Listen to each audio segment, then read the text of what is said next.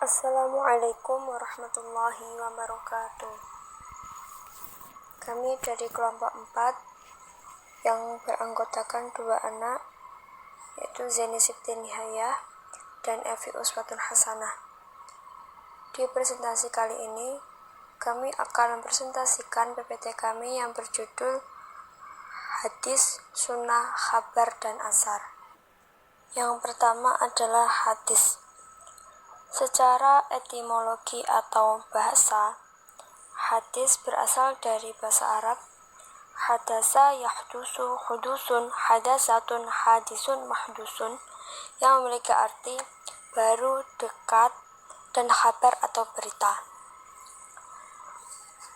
Sedangkan istilah menurut para ahli hadis atau muhaddisin yaitu aqwaluhu sallallahu alaihi wasallam wa af'aluhu wa ahwaluhu, yang memiliki arti perkataan-perkataan Nabi Muhammad sallallahu alaihi wasallam, perbuatan-perbuatan, dan keadaan beliau.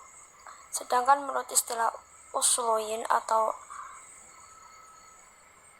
ahli usul yaitu aqwaluhu sallallahu alaihi wasallam wa af'aluhu wa taqriruhu mimma yata'allaqu bil hukmi, yang memiliki arti yaitu segala perkataan, perbuatan, dan takrir Nabi Muhammad SAW yang bersangkut paut dengan hukum.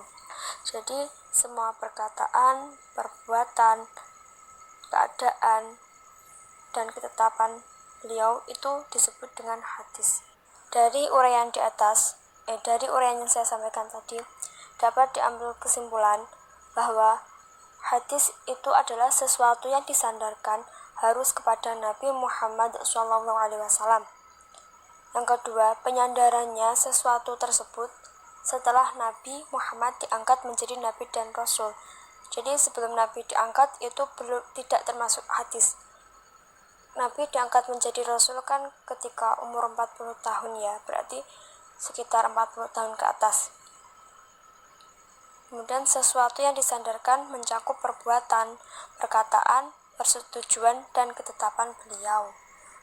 Itu yang dinamakan hadis. Yang kedua adalah sunnah. Secara lughawiyah atau bahasa, sunnah memiliki arti cara, jalan yang ditempuh, tradisi, atau ketetapan. Sebagaimana sabda Rasulullah, "Man sanna sunnatan hasanatan falahu ajruha wa ajru man 'amila biha ila yaumil qiyamati wa man sanna sunnatan sayyi'atan fa 'alaihi wizruha wa wizru man 'amila biha ila yaumil qiyamah." Yang memiliki arti, barang siapa mengadakan sunnah atau jalan yang baik, maka baginya pahala atas jalan yang ditempuhnya, ditambah pahala orang-orang yang mengerjakannya sampai hari kiamat. Dan barang siapa yang mengadakan sunnah atau jalan yang buruk, maka atasnya dosa karena jalannya buruk yang ditempuhnya, ditambah dosa orang yang mengerjakannya sampai hari kiamat. Jadi sunnah itu adalah suatu kebiasaan atau perilaku, entah itu baik maupun buruk. Jadi kalau baik maka itu akan kembali kepada kita juga baik, tapi kalau itu buruk, ya itu kembalinya juga akan buruk.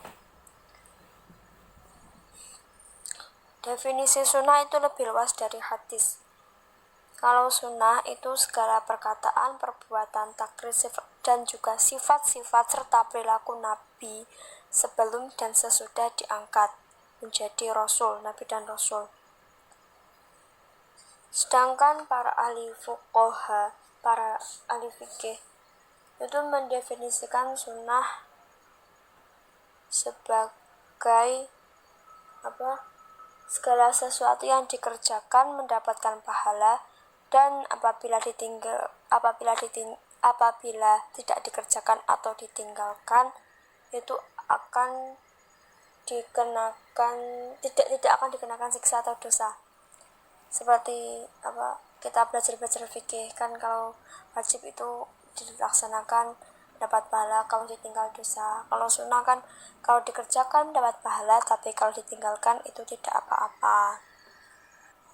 Lebih singkatnya itu sunnah adalah amaliyah atau perilaku Nabi, kayak amalan-amalan Nabi yang dilaksanakan bersama sahabat, kemudian dilaksanakan lagi dengan para sahabat sampai kepada kita. Meskipun penyampaiannya tidak mutawatir, maksudnya lafadznya tidak sama, tetapi cara penyampaian tetap sama. Tuh, seperti halnya gini, maksudnya lafadz penyampaiannya tidak mutawatir itu ketika satu orang menyampaikan kepada orang lain, itu kata-katanya sudah tidak sama. Kan kalau mutawatir itu harus terus bersambung ya kalau tidak salah. Tapi cara penyampaian atau cara mengerjakannya itu tetap sama. Insya Allah begitu kalau menurut pemahaman saya. Macam-macam sunnah. Sunnah dibagi menjadi 3, yaitu sunnah qauliyah, perkataan atau ucapan, sunnah fi'liyah, perbuatan atau amalan, dan sunnah taqririyah, penetapan atau persetujuan.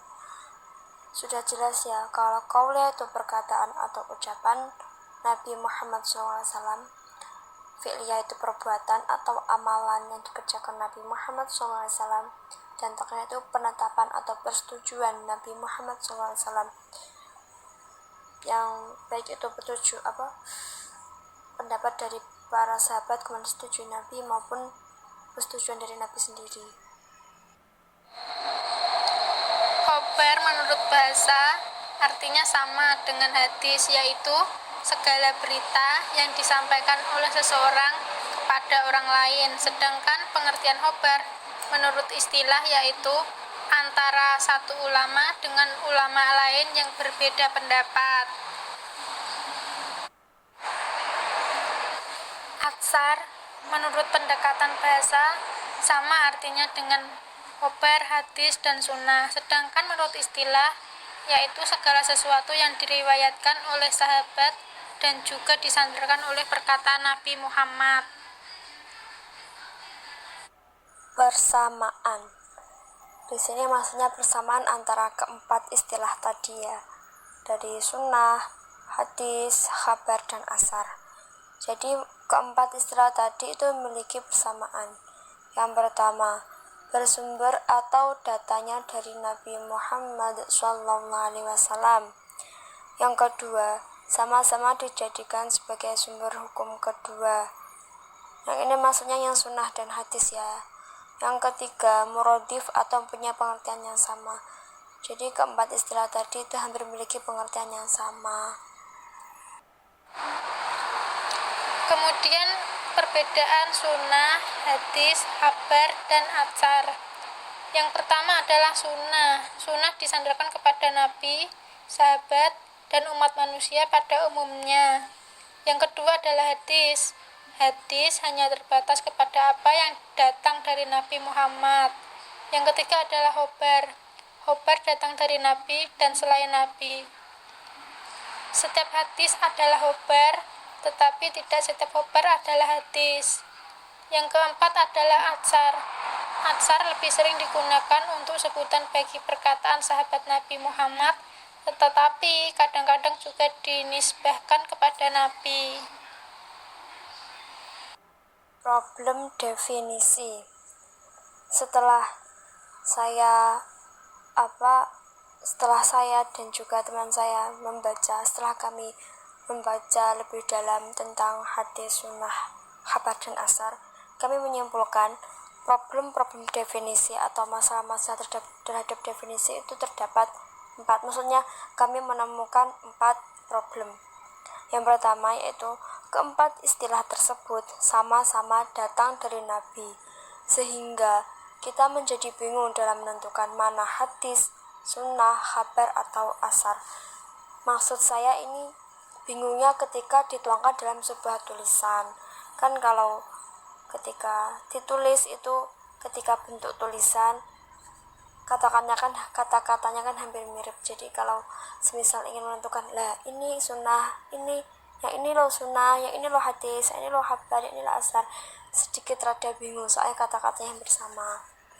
Yang kedua yaitu banyak orang yang mengatakan bahwa hadis dan sunnah itu sama, Padahal kedua istilah ini memiliki pengertian yang berbeda. Ya, seperti yang sudah saya jelaskan di awal tadi, bahwa sunnah itu lebih luas daripada hadis. Kalau hadis kan hanya mencakup perkataan, perbuatan, takrir, dan persetujuan Nabi. Kalau sunnah itu lebih ke perilaku dan amaliyahnya Nabi. Kemudian yang ketiga, khabar dan asar hampir memiliki definisi yang sama, tetapi kedua istilah ini memiliki makna yang berbeda pula. Sama-sama datang dari selain Nabi ya, dari para sahabat, itu yang sama. Jadi kalau mau menentukan, kan bedanya kalau khabar tadi kan sebagai warta atau berita, dan asar itu kayak penukilan ya, atau sisa tadi. Nah itu, jadi tapi sama-sama datang atau bersumber dari selain Nabi. Jadi kalau semisal dituangkan dalam sebuah tulisan, untuk membedakan kedua istilah ini sedikit sulit. Dan yang terakhir, keempat istilah tersebut masih memerlukan pengkajian lebih lanjut bagi kita orang awam dalam memahaminya. Nah ini perlu digarisbawahi bahwa kita sebagai orang awam, apalagi kita hidup di zaman sekarang yang semakin minim ilmu agama, dalam memahami keempat istilah tadi kita masih memerlukan pengajian lebih lanjut. Bukan berarti hanya kita yang melakukan pengkajian, tapi kita tuh selain melakukan pengkajian itu sendiri, kita juga harus mencari guru untuk mengkaji keempat hal tersebut. Karena apabila kita hanya belajar sendiri, itu akan membuat kita salah paham. Kalau nggak ada gurunya, semua ilmu itu pasti ada gurunya. Kalau nggak ada gurunya, kacau ilmunya nanti. Kurang lebihnya menurut kami problem definisinya adalah keempat istilah tadi. Mungkin nanti akan banyak lagi problem-problem definisi dari teman-teman, karena pemikiran manusia itu kan berbeda-beda. Selanjutnya adalah faedah perbedaan istilah. Yang pertama, untuk menghindari kesalahpahaman. Yang kedua, agar mampu membedakan mana yang termasuk sunnah, hadis, khobar, dan atsar. Dan yang ketiga, untuk mengelompokkan antara sabda Nabi dan selain Nabi. Sekian dari kami. Bila ada salah kata, salah pelafalan, salah pendefinisian, salah pengertian, mohon dimaafkan ya teman-teman. Atau mungkin nanti teman-teman mau menambahkan pengertian dari kami yang masih kurang dalam, mungkin teman-teman nanti bisa menambahkan atau mengkritik presentasi kami. Tapi selain mengkritik juga harus ada sarannya ya teman-teman, biar nggak jomplang. Baik, kami akhiri. Dan yang nanti kalau misalkan ada pertanyaan bisa ditanyakan di grup chat nanti ya. Sekian dari kami. Wassalamualaikum warahmatullahi wabarakatuh.